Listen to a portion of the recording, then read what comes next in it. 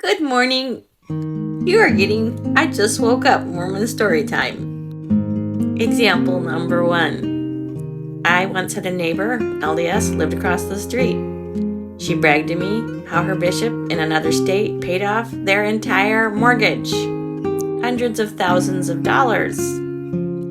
She was newly widowed and was fighting viciously, actively, tenaciously with our branch president because he wouldn't do the same thing to help her finish her house that was under construction and pay it off. She thought she deserved it. Meanwhile, example from my life. Divorced, abused, single mom. The branch president has my father in the branch presidency with him. In order for me to get help from the church, I have to pay a full tithe and a generous fast offering, and I was church custodian in the branch building. I had to give an extra hour of work every week.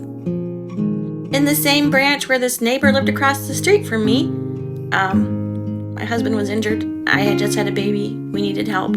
So we went to the church.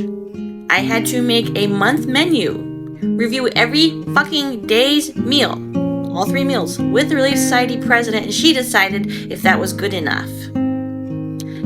They didn't like me asking for fresh fruit, meat, and not wanting flour and sugar-based products. Even though I have Hashimoto's, I was considered unreasonable and too much of an expense. We ended up getting food stamps, and they were far, far more generous and so much less invasive on my privacy and eating habits. Less judgy. I don't think this branch president and Relief Society president even believed I had an autoimmune disease. Oh, and let me talk about the judginess. The judginess of these church members when you go to pick up your food order.